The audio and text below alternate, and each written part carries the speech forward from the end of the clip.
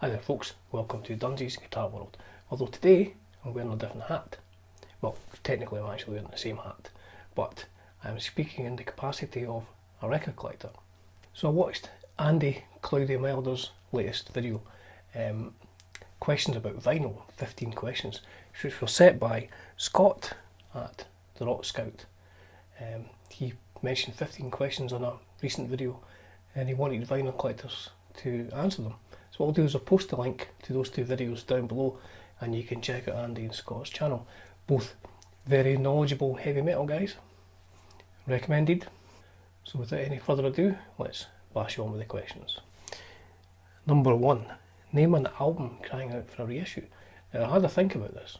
And I don't want to appear to be cheating, straight from the get-go. But I did pick a mini album, a five track vinyl album, which as far as I'm aware has never been issued on CD, and it is The Eastern Dark.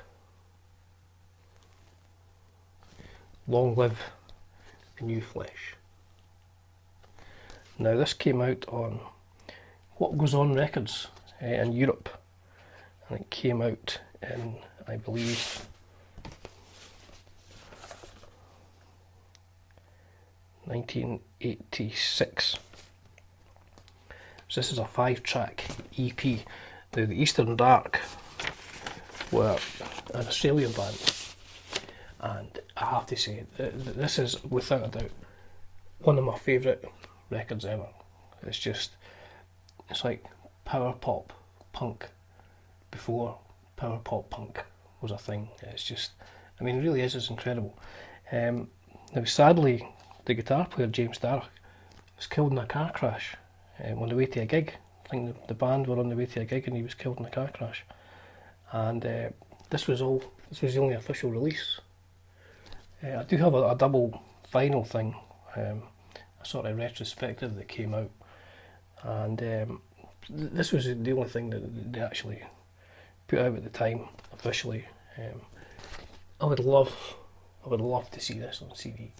Question 2. 2. A discography in your collection that is near completion. So I went with a band from Los Angeles called Bitch. Now, before we go any further, I apologise for any offence taken by the album covers, but these were official albums released. So we have the first album, Damnation Alley. That's a 5-track mini album that came out in Metal Blade. And this is also Damnation Alley 5-track mini album that came out in Metal Blade. I don't know why I have two of them. This is Be My Slave.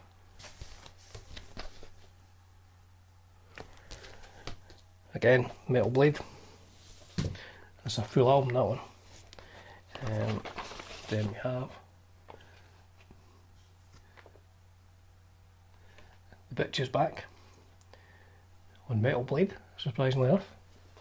And I'm not even sure what this is. What is in my bitch collection? Betsy. Well, this is Betsy's solo album. Betsy was the lead singer in Bitch. So that's her solo album, which is on Metal Blade Records. And that's the actual album itself. And the inside sleeve. Now, to be honest, it was only when I actually checked this that I found out they had another release that I didn't know a single thing about. But going by Discogs, they had an EP, a CD EP called A Rose by Any Other Name, and I don't have it. And until an hour ago, I didn't even know that I didn't have it. So the only thing to do now is go and buy it. Question 3. A great cover, but a bad album. Now, I have to be honest, I found this quite easy. Now, when I first saw this cover, it would have been in Sounds or something like that. This came out in 1980 or something. That cover, it was like, that was probably the most heavy metal thing I'd ever seen in my whole life. And I thought, I need to get that. Look at that cover. That has to be the best album ever. And I mean, sadly, it's most definitely not the best album ever. It's a live album. The debut album for Polydor was a live album, and it was a poorly recorded live album as well. I mean, it sounds absolutely awful. I do have other A to Z stuff. I mean, I've got a 12-inch single, which is great. You know, the tracks on that are fantastic. I think I've got a live bootleg as well, which recorded from the radio. But the contents of this album let down the majesty of the cover. I can only say that, and my apologies to A to Z. I'm not dissing the band in any way. I'm just saying, you know, it was a letdown when I heard it. So, forging ahead, question 4. A bad cover, a great album, the opposite to A to Z. So let's dive deep for this one. Chinatown. Play it to the death. This is a fantastic album. I mean, the first time I heard Chinatown would have been a Friday Rock Show session, and I was just completely blown away with it. I mean, swear to God, nearly 40 years later, I'm still thinking, that session. I mean, I've got a copy of it. It's just brilliant. One of the best things I've heard in 53 years of listening to music. Although I appreciate it probably took a while for I started listening to any music. Anyway, I digress. This came out on a small independent label called Airship Records. Now, ironically, like the A to Z album, this is recorded live as well, but it's great. It's absolutely brilliant. And the thing is, when you look at the cover, I mean,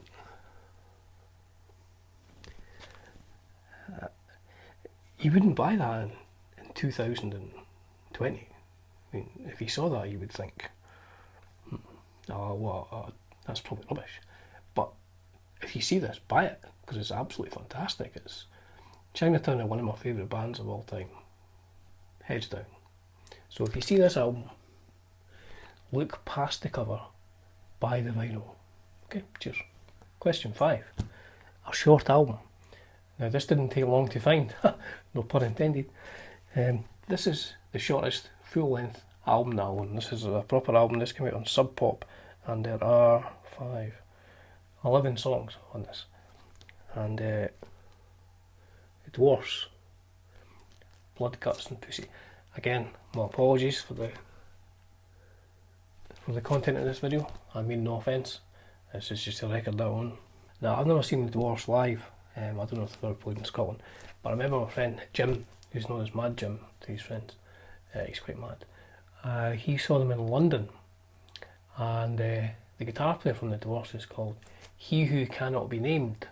That's his full name, but I remember Jim said he spoke to him, and he said, "What do I call you, He Who Cannot Be Named?" And he said, "No, just call me He Who." That's a true story. And Jim said when he saw them live, he said they came on, and I think he said they played 2.5 songs. Then He Who, there was some sort of fight with people in the audience, and the gig was over and done with by 2.5 songs. You know, it's pretty rock and roll. So I'm going for Blood, Guts and Pussy by the Dwarfs, and it's good because it's got a warning that says contains nudity, just in case you hadn't noticed. It does contain nudity, not on the vinyl, just on the cover. So it's a very short album, 13 minutes and 7 seconds for a whole album. Question 6. A song that introduced you to a genre you love. That would be Come On and Dance by Motley Crue. Tommy Vance played this on the Friday Rock Show before the album came out in the UK, before Too Fast to Love came out. We'd seen pictures of Motley Crue and crying from the Starwood or something like that, and it was like these, you know, big haired dudes saying hot new band from LA, and it was like, as soon as I heard that, I was like, whoa, that's a hot new band from LA, tell me about that. So I don't actually have the album cover because it's on my wall in a frame, so I've only got the inside sleeve. But Motley Crue became one of my favourite bands, if not my favourite band for a significant period of time. I loved Motley Crue, I absolutely loved Motley Crue. My wife hates Motley Crue. Question 7. An album people would not expect you to like. Mazzy Star, She Hangs Brightly. I love this album. I love Hope Sandoval's vocals. David Roback's guitar. He was in the Rain Parade. I was a big fan of the Rain Parade as well, that kind of psychedelic underground. Really, really good. But Hope Sandoval's vocals are just incredible. It's a laid back album. It's not the sort of thing you probably associate me with, that's for sure. But a great album, nonetheless. Question 8. We're more than halfway there. We're living on a prayer. Most anticipated album of 2020. Now, I'll have to be honest here. I don't really pay attention to what albums come out these days unless it's a reissue or something like that. So I'm coming from an area of no expertise on what I'm looking forward to in 2020. It'll probably be a reissue, some Friday Rock Show session or something like that. But I'll maybe do an update on that at some point. Question 9. Band or artist you were late to the party with? Now for me that was Husker Du. Husker Du, I think, played in Scotland once, did a tour maybe 86 or 87, and I remember seeing the name, but you know, I was in the Motley Crue and it was like Husker Du were playing, and I was like, Husker Du, who's that? And it was only years later in the late 80s when I joined the Joyriders, met the guys in the Joyriders. They were like, have you heard Husker Du? I was like, nah, I've never heard Husker Du. And they gave me this. Flip Your Wig. And I was blown away, man. It was like, you know, I was a big Cheap Trick fan, and you know, these guys had that Cheap Trick pop sensibility, but like really fast, and you know, big open chord and guitars. It was Bob Mould and Grant Hart wrote some of the best songs I've ever heard. And ironic enough, any chance I ever had to go to see them was like, you know, long gone by the time I got into them. But you know, that's what happens. So I was very late to the party, but I embraced them completely once I got into it. It was just incredible, fantastic. An album you play on a regular basis? Easy. Riot, Fire Down Under. I must play this album every fortnight, every 2 weeks. You know, as you keep collecting albums and you end up with, you know, loads and loads, I find I invariably go back to 3 or 4 albums that I was huge into in my teenage years. Maybe trying to relive my teenage years. But this album I keep coming back to. It's a perfect album. There's not one bit of filler on this. Even the last song, like Flashbacks, which is just sort of guitar solo with talking and stuff. It's just peerless, I would say. Peerless in the heavy metal world, in the 80s heavy metal world. This is a bar. This is a bar you need to get to. Question 11. A record you'd recommend that was £10 or less, or a CD you'd recommend that was £5 or less? Well, going back to a Husker Du comment. Sugar. Now, Bob Mould, the guitar player in Husker Du, after Husker Du split up, he formed Sugar. This was their debut album, 1992. And I swear to God, this album changed my guitar playing life. When I heard this, we had a tape of it. It was just, I couldn't believe how good this album was. Like the guitar sound, the song structure, it was almost perfect. And I checked on Discogs, and you can get this on vinyl for £10. CD you can get it for £5 used CD. So you know, if you've got a spare £5 kicking about, I would most definitely invest in this. Question 12. The first and last in your collection. Now, I've showed you A to Z. That's the first in my collection, and this is the last album in my collection. Afterburner by ZZ Top. I think this was the last ZZ Top album I probably bought. Just 1985, 86. Still some decent songs on this at that point. I haven't bought anything after this, but I've seen them a few times live, and you know, they're one of my favourite bands.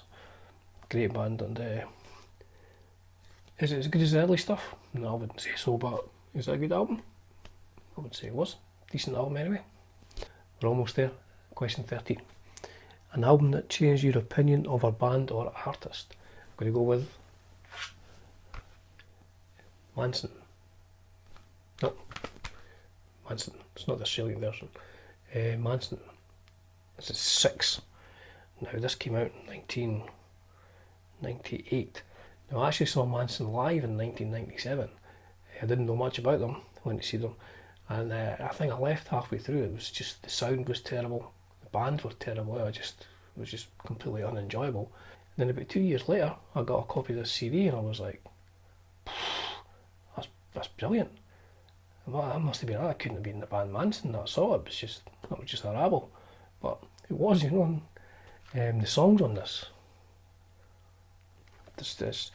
kind of like a concept album. It's absolutely fantastic. It's really good. I would, if you're going to buy this, I would definitely recommend Negative. Brilliant song, fantastic.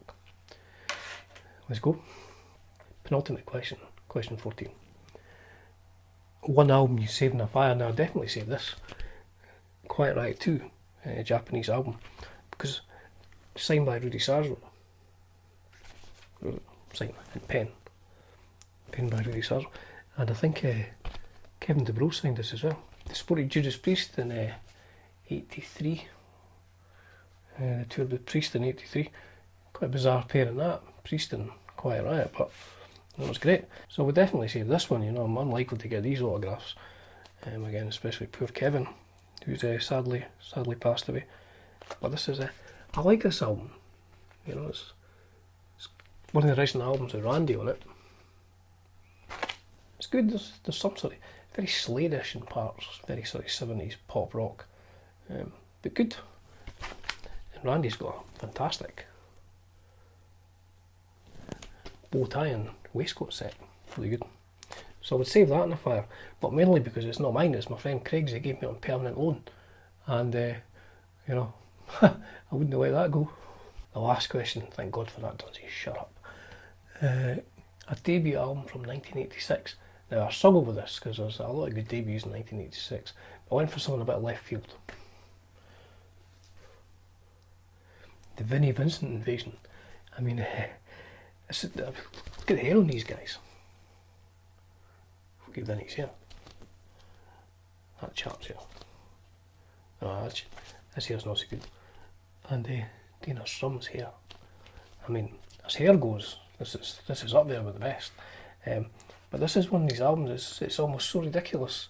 It's so over the top. I mean, Vinnie's a good player. He's a good guitar player. He's a decent songwriter as well. You know, he's wrote some fantastic Kiss tunes as well, and there's some really good songs on this. But his guitar playing, it's almost like he went in and he shouted to the guys, like, roll the backing track, and then he didn't listen to it. He just played as fast as he could all the way through every song. It's brilliant, absolutely fantastic. I love it, absolutely fantastic. So I would recommend this for over the top 1986 metal. So there you go. Say thanks to Scott, thanks to Andy for me picking up on this, and if you stuck to the end, thanks for watching. Cheers.